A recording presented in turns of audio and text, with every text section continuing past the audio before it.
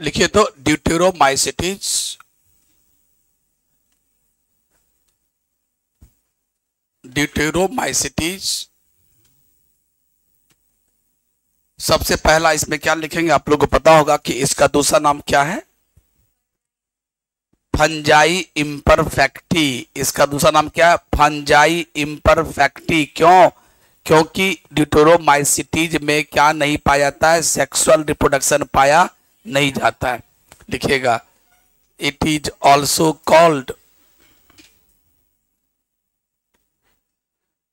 Also called fungi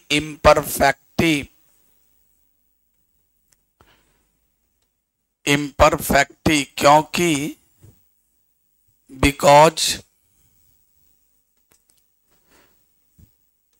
here sexual reproduction is not found.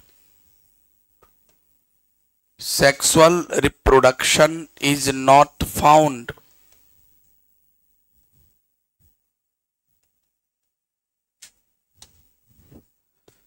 इसीलिए इसका नाम पड़ गया fungi imperfecti. Fungi imperfecti. Here only asexual spores are found. Asexual spores are found.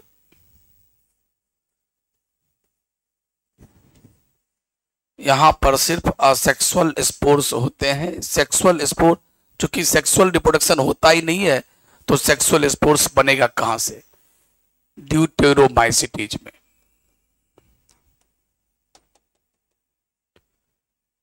जल्दी लिखिए इतना, ड्यूटेरोमाइसिटीज में सेक्सुअल रिप्रोडक्शन नहीं होते हैं, इसीलिए इसको फंजाई इम्परफेक्टा कहते हैं और यहां पर सिर्फ सेक्सुअल स्पोर्स बनते हैं। अब इसका एग्जाम्पल लिख दो। एग्जाम्पल, इसमें 3 एग्जाम्पल बड़ा फेमस है, उसमें लिखना अल्टरनेरिया पहला एग्जाम्पल, दूसरा एग्जाम्पल कोलेटोट्राइकम,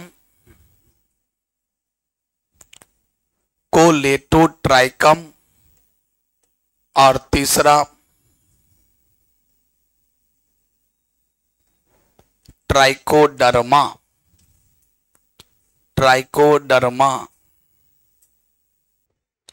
लिख लिए।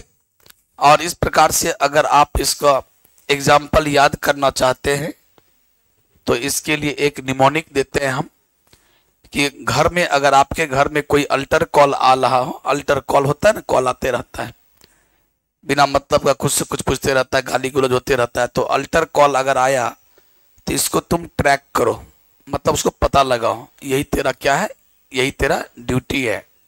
अल्टर कॉल को ट्रैक करो, ट्रैक मतलब रास्ते पे लाओ, पता करो, ट्रैक मैंने पता करना, यही तेरा ड्यूटी है। अल्टर कॉल को ट्रैक करो, यही तेरा ड्यूटी। अल्टर माने अल्टरनेरिया, कॉल मीन्स कोलेटोट्राइकम और ट्रैक का मतलब ट्राइकोडर्मा।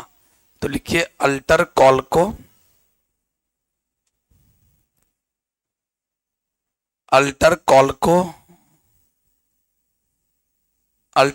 का ट्रैक करो, को का बना दो, अल्टर कॉल का ट्रैक करो, यही तेरा ड्यूटी है, यही तेरा ड्यूटी है। अल्टर को घेर दो, कॉल को घेर दो, ट्रैक को घेर दो, ड्यूटी को घेर दो। ड्यूटी का मतलब ड्यूटेरोमाइसिटीज, ट्रैक का मतलब होता है trichoderma.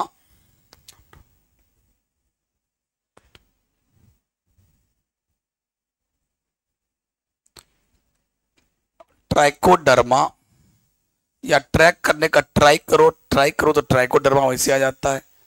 Alter means Alternaria, call means Colletotrichum. Alter means Alternaria, call means Colletotrichum, track पे लाओ ट्राइकोडर्मा, या ट्रैक पर लाने का ट्राई करो। तो ट्राइमरी, तो जो भी आप मतलब समझना है समझ लो, लेकिन आपको ये याद हो जाना चाहिए। अल्टर कॉल का ट्रैक करो, यही तेरा ड्यूटी है। ड्यूटी मैंने ड्यूटेरोमाइसिटीज, अल्टर मैंने अल्टरनेरिया, कॉल मीन्स कॉलिटोट्राइकम, ट्रैक कहे तो ट्रैकोडर्मा। और इसमें कोई विशेष बात था भी नहीं, बस यहाँ एसेक्सुअल स्पोर से ही काम चल जाता है। और ये क्या है, इसको फंजाई इम्परफेक्टी कहते हैं, क्योंकि यहाँ पर और वो सब बात लिखने की आवश्यकता नहीं है कि यहाँ पर हाइफी कैसा होगा, सेप्टेड एंड ब्रांच तो पहले ही बता दिए कि फाइकोमाइसिटीज का क्या होगा, और सेप्टेड एंड सिनोसाइटिक, बाकी उसको छोड़कर जितना भी होगा सब क्या होगा, septate and branched, septate and branch, तो सब लिखने की आवश्यकता क्या है। उसके बाद ये अपना भोजन खुद नहीं बनाएगा, सबको पता है, ये सेप्रोफिटिक होते हैं, डिकम्पोज और पैरासिटिक सब होता है। एक ही बात को रिपीट करने से कोई खास फायदा नहीं है। जो काम की बातें थी इनका एग्जाम्पल ये था, ठीक है। बाद में इसको ऐसा भी किया गया कि बाद में जिस कुछ कुछ ऐसा भी एग्जाम्पल्स डिटोरोमाइसिटीज मिला जहां पर सेक्सुअल रिप्रोडक्शन पाया गया।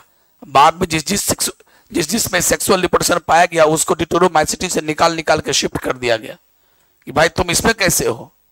कभी कभी नहीं, गलती से कोई आ जाता है, तो बाद में कह अरे यार तुझमें सेक्सुअल रिप्रोडक्शन पाया जाता है, तुम कैसे डिटोरोमाइसिटीज ग्रुप में हो, तो उसको शिफ्ट करके हम लोग एस्कोमाइसिटीज और बेसिडियोमाइसिटीज में भेज दिए।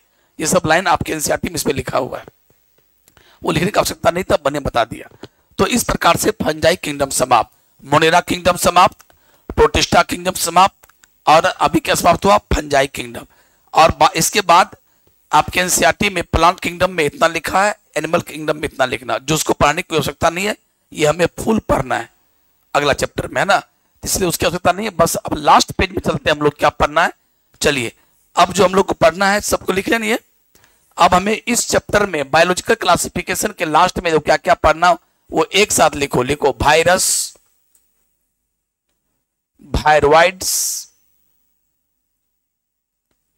Prions and lichen.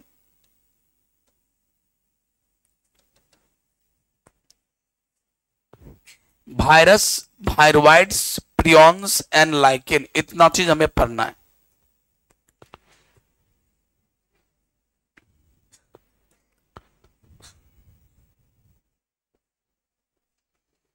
Virus, viroids, prions and lichen,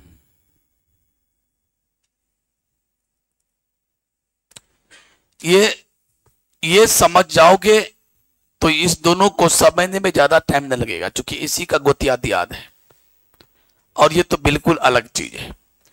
तो हम शुरुआत करते हैं। अब देखिए जितना भी आज हम 4 हेडिंग डाले हैं, ये चारों हेडिंग को कोई जगह नहीं मिला आर.एच. व्हिटेकर के क्लासिफिकेशन में। आर.एच. व्हिटेकर साहब ने 5 किंगडम दिया, 5 kingdom classification, Monera, protista, fungi, Plantae और एनिमालिया। इस पांचों में से कहीं भी न वायरस को जगह मिला, न वायरोइड्स को, न प्रियॉन्स को, लाइकेन, कहीं कोई जगह ही नहीं मिला। ये ऐसा सब है, घर निकाल व्यक्ति, ये सब है। तो अब शुरुआती करते हैं वायरस से, वही वायरस जो पूरी दुनिया में धूम मचा दिया। उस वायरस के बारे में बात कर रहा हूं जो वायरस ने पूरी दुनिया में धूम मचा दिया। कोरोना वायरस था, जिसे न जाने कितने अपने और पराये लोग मर गए। पूरी दुनिया में लाश का जो है ना वो ढेर बिछ गया है ना, पूरा ढेर लग गया, पूरा लाश बिछ गया पूरी दुनिया में, इतने लोग मर गए। ये है कोरोना। कोरोना से पहले, बहुत पहले डेंगू आया तो उसमें भी ऐसे ही लाश बिछ गया। मतलब हर 100 साल पर एक ऐसा विपदा आता है, हर 100 साल पर ऐसा देखा गया है कि पूरे वर्ल्ड में एक ऐसा समय आता है जब पूरी लाश बिछ जाता है इंडिया में। ठीक है, जैसे इस बार 2019 में आया था, 2019 का लास्ट था तो 19 हुआ, उससे पहले था 100 साल घटा दो, 100 साल घटा दो तो कितना हुआ, तो 1919 में भी ऐसा हुआ था। इस टाइप से पीछे घटते जाओ, लगभग 1 आध साल अंतर करके हमेशा ऐसा होता है। तो प्यारे, वो जब भी कुछ ऐसा आया तो वायरस वाला ही आया है। वायरस ऑलवेज खतरनाक है, और वायरस में अभी मैं बताऊंगा। वायरस 2 प्रकार के होते हैं, आरएनए और डीएनए। कोई होता है आरएनए वायरस, कोई होता है डीएनए वायरस। उसमें आरएनए वायरस खतरनाक होता है। खैर चलिए, अभी मैं आगे आगे बोल दिया, इतना नहीं। तो चलिए पहले वायरस क्या है इसके बारे में आप पिन ड्रॉप साइलेंस से सुनिए। वायरस क्या है? वायरस जब तक इन्वायरमेंट में है, जब तक इस इन्वायरमेंट में है, आपके परिवेश में है, आपके बॉडी में नहीं आया, किसी भी लिविंग बीइंग के बॉडी में वायरस अभी एंट्री नहीं मारा, न किसी पत्ता में घुसगा, न किसी टहनी में घुसा, न कुत्ते के बॉडी में गया, न इंसान के बॉडी में, न छिपकली के बॉडी में, न चींटी के बॉडी में, न बैक्टीरिया के बॉडी में, कहीं नहीं गया। अभी वायरस कहाँ है? हवा में है, पानी में है, मिट्टी में है, यूं ही बाहर पड़ा है। कहां पड़ा है? इन्वायरमेंट में। तो वायरस अगर इन्वायरमेंट में पड़ा है तो जान लो वो क्या है। हाथ हटाइए से। वो जान लो क्या है? वह एक निर्जीव चीज है, नॉन लिविंग है, नॉन लिविंग है, क्रिस्टलाइन है, इनर्ट, एक मतलब एक डस्ट पार्टिकल की तरह है। डस्ट पार्टिकल को तो आप हाथ पर रखोगे तो दिखाई भी पड़ जाएगा, वो तो दिखाई पड़ेगा, बहुत बड़ा होता है डस्ट पार्टिकल, दिखाई पड़ता है। लेकिन वायरस तो बहुत छोटा है, बहुत छोटा है, बैक्टीरिया से भी बहुत छोटा है। जिस फिल्टर को बैक्टीरिया पार नहीं करता, फिल्टर को बैक्टीरिया पार नहीं करता, भाई ऐसा फिल्टर है कि बैक्टीरिया पार नहीं करेगा, पानी सुरक्षित रहेगा, इसे छान लो, बैक्टीरिया भी पार नहीं करेगा। तो उस फिल्टर को भी वायरस पार कर गया। तो इसका मतलब है, अनुमान लगाया गया कि भाई यार वायरस तो बहुत छोटा चीज है ये। लेकिन अजीब बात यह है कि वायरस जब तक इन्वायरमेंट में, हवा पानी मिट्टी में है, तो ये क्या है? नॉन लिविंग है, निर्जीव है, इनर्ट क्रिस्टल, एक क्रिस्टल है, क्रिस्टलाइन के रूप में है, नॉन लिविंग है यानी निर्जीव है। लेकिन जैसे ही लिविंग बीइंग के बॉडी में प्रवेश करता है, लिविंग बीइंग के बॉडी में यानी लिविंग बीइंग के सेल में ये प्रवेश करता है, तो ये क्या बन जाता है? लिविंग बन जाता है। हमारे बॉडी में जो सेल है, जिस सेल में ये एंट्री मारा, वायरस एंट्री मारा, उस सेल का मैकेनिज्म चुरा लेता है, उस सेल का मैकेनिज्म ये यूज कर लेता है, और यूज करके क्या करता है? अपनी रेप्लिका बनाने लगता है, अपनी रेप्लिका तैयार कर देता है। रेप्लिका का मतलब, रेप्लिका का हिंदी क्या होता है? फोटोकॉपी। मैंने अपने ही जैसा ढेर सारा बच्चा पैदा कर दिया। और आप जानते हो कि बच्चा पैदा वही कर सकता है जो लिविंग बीइंग्स है, जो लिविंग बीइंग्स है। ये बात पक्की है। अगर किसी ने बच्चा पैदा कर दिया अपने से मिलते जुलते को, तो आंख मूंद के कहते ना कि यू आर लिविंग बीइंग्स। बड़ा समस्या खरा यह है कि वायरस के साथ क्या है कि वायरस के बॉडी में कोई सेल ही नहीं है, वायरस के बॉडी में सेल है ही नहीं। और हम लिविंग ऑर्गेनिज्म दुनिया में उनको कहते हैं, उन सभी को कहते हैं लिविंग ऑर्गेनिज्म जिसके पास सेल हो, चाहे एक ही सेल क्यों ना हो। जैसे अमीबा, बैक्टीरिया, जो भी है, यूग्लिना, पैरामीशियम, सबका बॉडी एक सेल का बना होता है, एक ही सेल का है। लेकिन सेल है तो, और हम लोग के बॉडी में तो कुछ कहना नहीं है। हम लोग का बॉडी, चींटी का बॉडी, सबके बॉडी में लाखों लाख सेल है। हम लोग मल्टी सेलुलर ऑर्गेनिज्म है। कुछ भी हो जिसे आप ऑर्गेनिज्म कहते हो, ऑर्गेनिज्म का मतलब जिंदा प्राणी, जिसे आप जिंदा प्राणी कहते हो, ऑर्गेनिज्म कहते हो, मतलब क्या होता है? मतलब यह होता है कि उसमें सेल होना ही चाहिए। सेल है तो वो जिंदा प्राणी है, सेल नहीं है तो निर्जीव है। और वायरस के पास क्या है? सेल नहीं है। वायरस के पास सेल नहीं है, नंबर एक। तो इसके पास है क्या? इसके पास दो ही चीज है, बाहर से प्रोटीन का कवरिंग, बाहर से प्रोटीन का कोट, कोट बोलते हैं कवरिंग, और इस कवरिंग को बोलते हैं कैप्सिड। खाली गौर से सुनना, लिखना कुछ भी नहीं, सब चीज मैं लिखाऊंगा। और अंदर में क्या है? Nucleic acid. अंदर में क्या है? Nucleic acid. Na मतलब न्यूक्लिक एसिड, और न्यूक्लिक एसिड का एग्जांपल बता रहा हूं, RNA और DNA। देखो Na जो लिखा हुआ है न्यूक्लिक एसिड है, ribo nucleic acid, deoxy ribo nucleic acid. ये Na का एग्जांपल दो। तो या तो इसमें RNA होगा या DNA होगा, दोनों नहीं हो सकता कभी भी। तो आपने क्या देखा वायरस में? बाहर से प्रोटीन का कवरिंग जिसे कैप्सिड कहते हैं, और अंदर, उठाओ उसको। तो वायरस में क्या होता है? बाहर से प्रोटीन का कवरिंग और अंदर में न्यूक्लिक एसिड। अंदर में दोनों को मिला दो, अंदर में न्यूक्लिक एसिड, बाहर में प्रोटीन, अंदर में न्यूक्लिक एसिड, बाहर में प्रोटीन, अंदर में न्यूक्लिक एसिड, बाहर में प्रोटीन, और दोनों को मिलाएंगे तो क्या बोलेंगे? Nucleo protein. Nucleo protein, nucleo protein. अरे कैप्सिड किसका बना होता है बोलो? प्रोटीन का। कैप्सिड ये खोली है, ये खोली इनवेलप जो है किसका बना है? प्रोटीन का, तो प्रोटीन ये प्रोटीन है और ये क्या है, न्यूक्लिक एसिड। तो दोनों को जोड़ दो, न्यूक्लिक एसिड प्लस प्रोटीन बराबर, न्यूक्लिक एसिड और प्लस प्रोटीन बराबर, तो इसको बोलते हैं न्यूक्लियो प्रोटीन। और ये कैसा है, इन्वायरमेंट में है तो कैसा, क्रिस्टल के रूप में। क्रिस्टल के तो क्या, वही जैसे ये सब क्या, गर्दा धूल ये मिट्टी सब क्रिस्टल है, इनर्ट है, उदासीन है, निर्जीव है। लेकिन यही क्रिस्टल जब हमारे बॉडी में प्रवेश कर जाता है, हमारे सेल में आ जाता है, अभी इसको बोल दो धूप हवा, हवा में है, पानी में है, मिट्टी में रखा हुआ है, इसको बोलो तो अपना बच्चा पैदा करो, कहेगा साहब हम तो निर्जीव हैं, हम कहां से अपना बच्चा पैदा करेंगे, हम तो, हमारे पास सेल भी नहीं है, हम तो निर्जीव हैं, हम तो एक क्रिस्टल, इनर्ट क्रिस्टल पार्टिकल के रूप में पड़े हुए हैं एनवायरनमेंट में, हवा पानी। मेरे पास तो दो ही चीज है, ये बाहर से प्रोटीन, अंदर से nucleic acid, I am nucleo protein. लेकिन ऊपर वाले ने क्या गजब बनाया इसे। लेकिन जैसे ये हमारे सेल के अंदर आता है ना, ये लिविंग बन जाता है। कैसे, इसका क्या प्रमाण है, बस एक ही प्रमाण है लिविंग बनने का। जैसे अंदर आया, हमारे सेल का मैकेनिज्म चुराया, और ऐसा ऐसा ये आया एक, और ऐसा ऐसा ढेर सारा वायरस हमारे सेल के अंदर बन जाता है।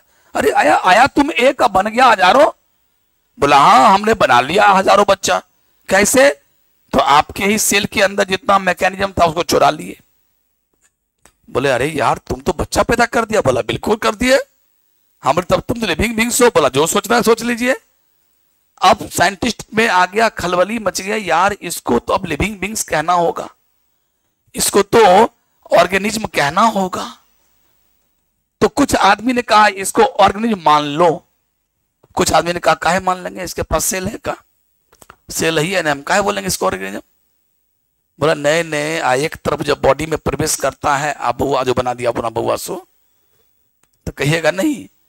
तो बोला यार बात तो सही है, तो अजीब टाइप का बात हो गया। तो बोला जी हाँ अजीब टाइप का है। तब क्या क्या साइंटिस्ट ने कहा ठीक है चलिए आज के बाद हम लोग वायरस को क्या कहते हैं, लेकिन इसके पीछे बोला एक वर्ड लगा दीजिए, कैसा ऑर्गेनिज्म, तो नॉन सेलुलर ऑर्गेनिज्म। कैसा ऑर्गेनिज्म, यानी तुम ऑर्गेनिज्म हो लेकिन बिना सेल वाला हो, तेरे पास सेल नहीं है। बोला हाँ जो कहना कह लीजिए। तो प्यारे, जब तक इन्वायरमेंट में है ये नॉन लिविंग है, हमारे बॉडी में, हमारे किसी लिविंग बींग के बॉडी में आते के साथ ये लिविंग बन जाता है। क्यों, क्योंकि ये अपना रेप्लिका बना लेता है। रेप्लिका माने अपनी फोटोकॉपी, फोटोकॉपी माने अपना बच्चा तैयार कर लेता है।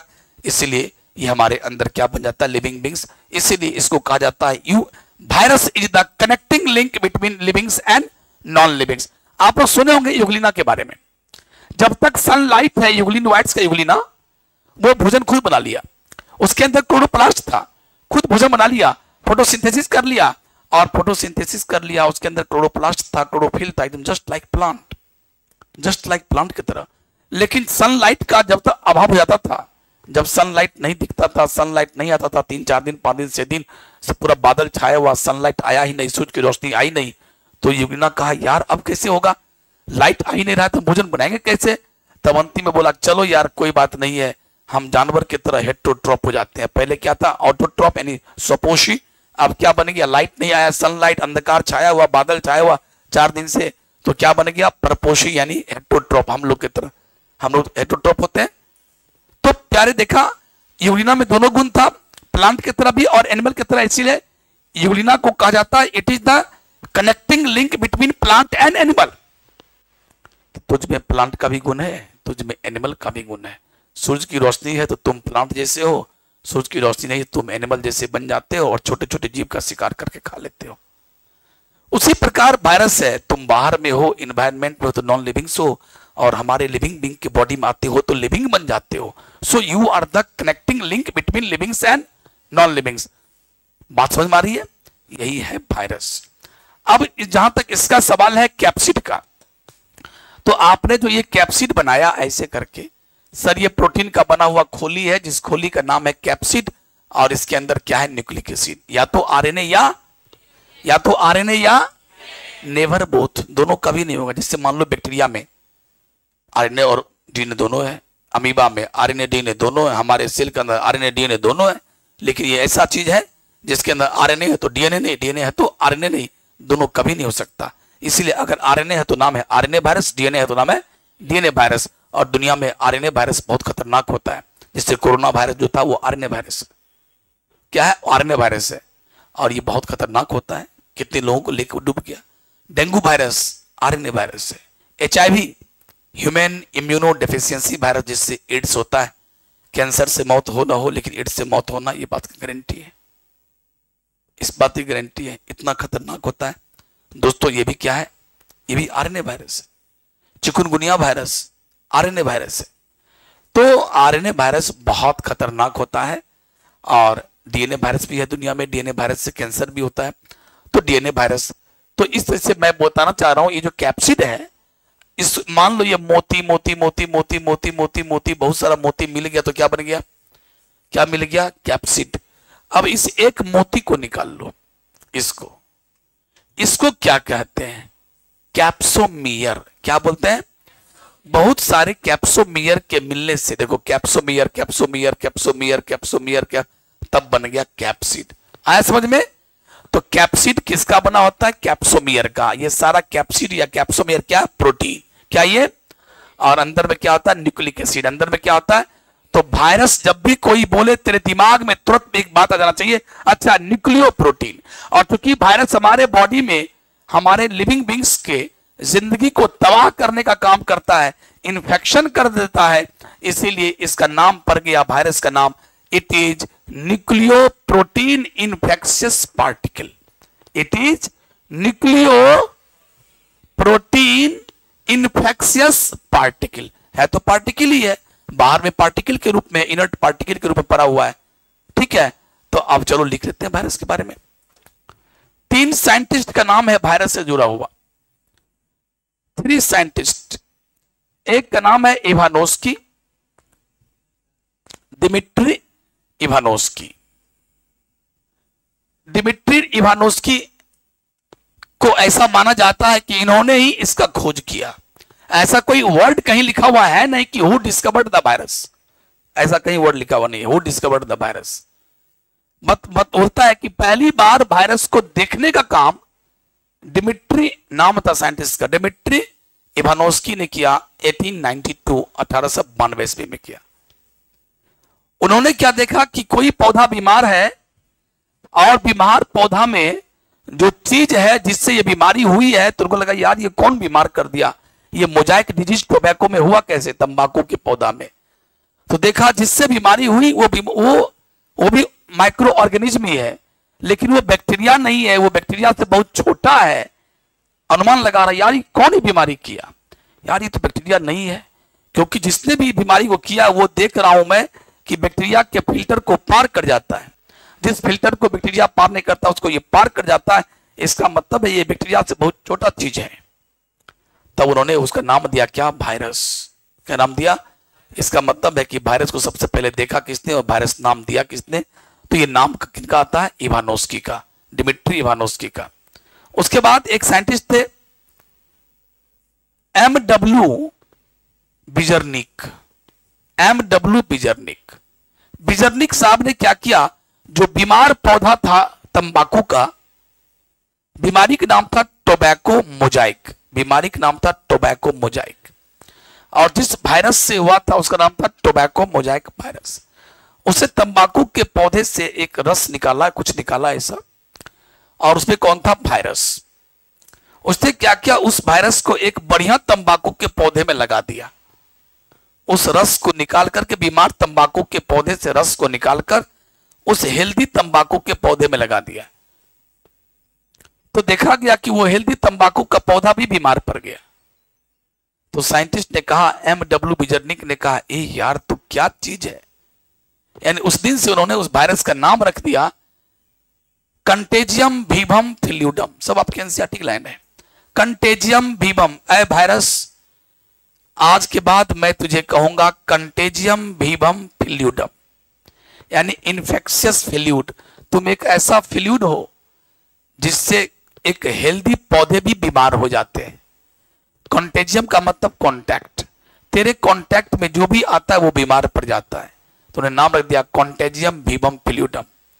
तो ये एक्सपेरिमेंट किसने किया कि उससे उसका रस निकाल करके, उस फ्लूइड को निकाल करके, वायरस वाला फ्लूइड को निकाल करके दूसरे पौधे में लगा दिया, अभी बीमार पड़ गया। ये लाइन आपको लिख देंगे।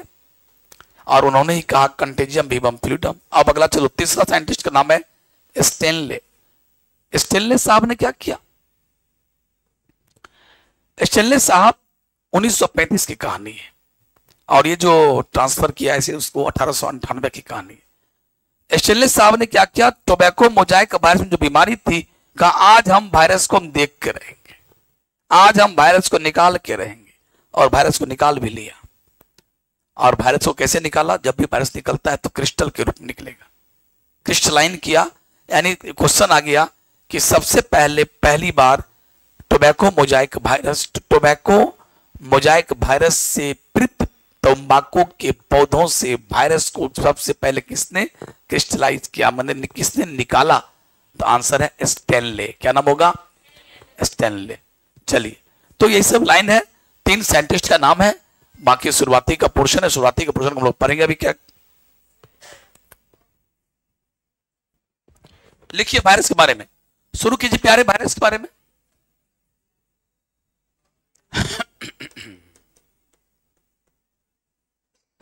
वायरस। अच्छा, और ऐसा करते हैं, ये दोनों पूरा कर लेते हैं क्योंकि टाइम भी समाप्ति की हो रहा है, इसे सब पढ़ लेते हैं। तो वायरस के बारे में समझ गए। वायरस के पास क्या दोनों चीज है? बाहर से प्रोटीन और अंदर से बाहर। कम से कम आप सुनाओ तो मुझे अच्छा लगेगा। बाहर से प्रोटीन, अंदर से न्यूक्लिक एसिड। बाहर से प्रोटीन, अंदर से न्यूक्लिक एसिड। कितने प्रकार के? या तो आरएनए, या क्या वायरस में दोनों एक साथ हो सकता है? अगर आरएनए है तो नाम हो गया आरएनए वायरस, और डीएनए है तो नाम हो गया। इसका मतलब वायरस को क्या गया? Nucleo protein infectious particle. ये इन्वायरमेंट में है तो क्या है? निर्जीव की सजीव, यानी नॉन लिविंग की लिविंग। और जब हमारे लिविंग बीइंग के बॉडी में आते हैं तो क्या बन जाते हैं? लिविंग। क्या इसके पास सेल होते हैं? इसीलिए साइंटिस्ट इसे क्या नाम रखा? Non cellular organism. क्यों कहा ऑर्गेनिज्म? क्योंकि हमारे बॉडी के अंदर के आने के बाद ये ऑर्गेनिज्म जैसा बिहेव करने लगता है, ये बेबी बच्चा पैदा करने लगता है। अगला, अब चलते हैं आपको लिए वायरोइड्स। वायरोइड्स का देखिए, हम वायरस का ही गोतिया दियाद हैं, हम वायरस का गोतिया दियाद हैं। हमारे पास भी सेल नहीं है, ये बात दुनिया जानती है, लेकिन क्या कहें, हम इससे भी गए गुजरे हैं। हम बोले सो का है, का कहें, सुनिएगा तब तो।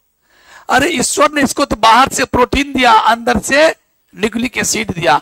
हमको तो बाहर से प्रोटीन भी नहीं दिया, हमको सिर्फ न्यूक्लिक एसिड दिया, सिर्फ न्यूक्लिक एसिड दिया। और उसमें भी कहा डीएनए नहीं, सिर्फ आरएनए। और आरएनए में कौन? लो मोलिकुलर वेट वाला। इसने कहा मुझ में ये नहीं है, ये जो आप सोच रहे हैं ऐसे वाला, ये नहीं है रे, मेरे अंदर बस ये है, बस छोटा सा। और वो भी क्या? आरएनए। और वो भी आरएनए कैसा? लो मोलिकुलर वेट का। तो जरा बताओ, एक तरफ वायरस का साइज ये है, देखो ये कैप्सिड, ये मान लो आरएनए या डीएनए। और ये बताओ दोनों में कौन छोटा? सर ये तो बहुत छोटा हो गया, वायरस से नहीं हो गया छोटा। अब चलो, अब बात करता हूं प्रियॉन्स की। अब चलो इसका अभी आगे बहुत बात है, एनसीईआरटी में दिया। इसका खोज किसने किया? इसका खोज किसने किया? टी.ओ. डीनर साहब ने किया, टी.ओ. डीनर साहब ने किया। और ये पोटैटो में एक बीमारी कराता है, potato spindle tuber disease. Potato spindle tuber disease NEET का क्वेश्चन है ये सब। अगला चलते हैं, प्रियॉन्स। प्रियॉन्स का भाई तेरा क्या हाल है, आप कौन है? कहा कहें, हम भी वायरस से एक गोतिया है, लेकिन ठीक ठाक है, इससे मिला जुला के ठीक है। हमारे पास खाली प्रोटीन है और न्यूक्लिक एसिड का कहें। लेकिन जहां तक साइज का सवाल है तो हम दोनों बराबर ही हैं, लेकिन अलवा बराबर रहेंगे, झूठ फूस के बराबर हैं।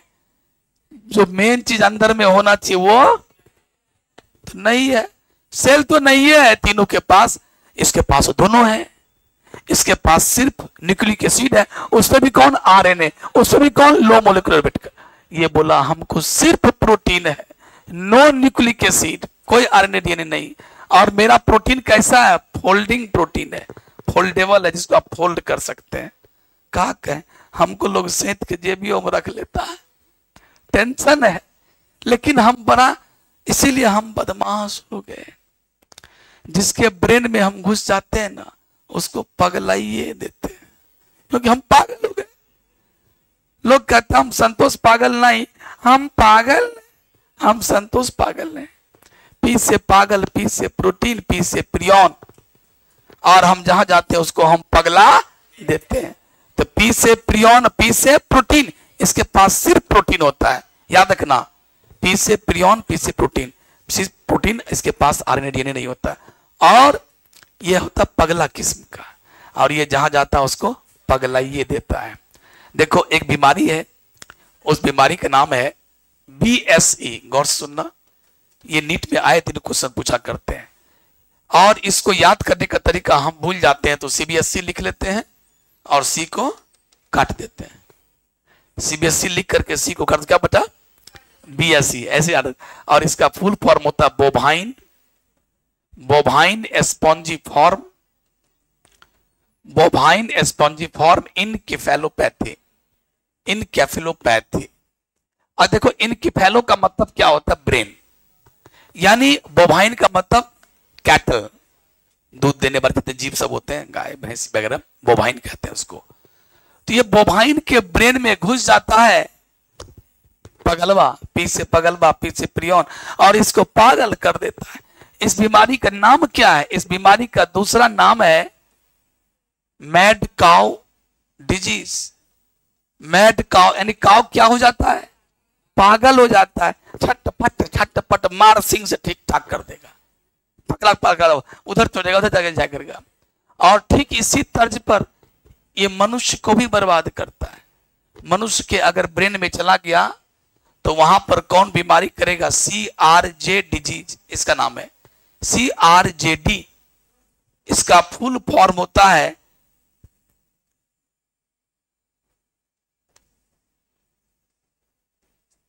ऐसा स्पेलिंग है कि बर्बाद हो जाओगे, जैकब डिजीज। जरा इसको पढ़ के सुनाना तो हम समझेंगे। पढ़ो तो क्या है ये, पढ़ो ना। आए,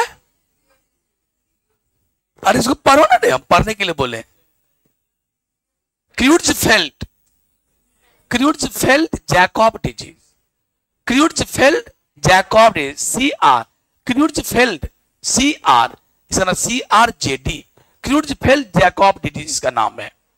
और इस बीमारी में ब्रेन इंसान क्या होता है? पागल की तरह करता है, और इस प्रकार से समाप्त हुआ। अब क्या हुआ? लाइकेन की बारी आई, लेकिन तब तक में हमारा समय समाप्त होता है। लाइकेन तो 2 लाइन का चीज है, सुन लो एक बात। एल्गी और फंगस सट जाता है, एल्गी और फंगस ऐसे सट जाता है कि कितना भी एल्गी को अलग करो तो फंगस से नहीं हटेगा। आप फंगस को खींचोगे तो भाई अपना दिमाग मत सतिए, वो सेहत रहे मत, दिमाग सेहत रहे। लाइकेन क्या है? एल्गी और फंगस के बीच का सिम्बायोटिक रिलेशनशिप है। सिम्बायोटिक का मतलब जहां एक दूसरे से लाभ हो। काहे नहीं, देखो एल्गी ऐसे आया, आप फंगस में चिपक गया, अब हटिए नहीं रहा है। तुम देख करके अंतर भी नहीं करोगे यार किधर एल्गी है किधर फंगस है। 2 अलग अलग जीव है, एक एल्गी है प्लांट किंगडम का, फंगस फंजाई किंगडम का, दोनों आया लिपट गया, और इसी के लिपटने से जो बना है उसका नाम है लाइकेन। तो लाइकेन में 2 पार्टनर हुआ, एल्गल पार्टनर और फंगल पार्टनर। एल्गी ने बोला कि देखो हम तो एल्गी है, प्लांट है, और फंगस का हम तो फंगस से हम तो खाना नहीं बना पाते, मेटोट्रोप है। तो एल्गी बोला कि हमारे बॉडी में लिपटे रहो, हम तुमको खाना देते रहेंगे।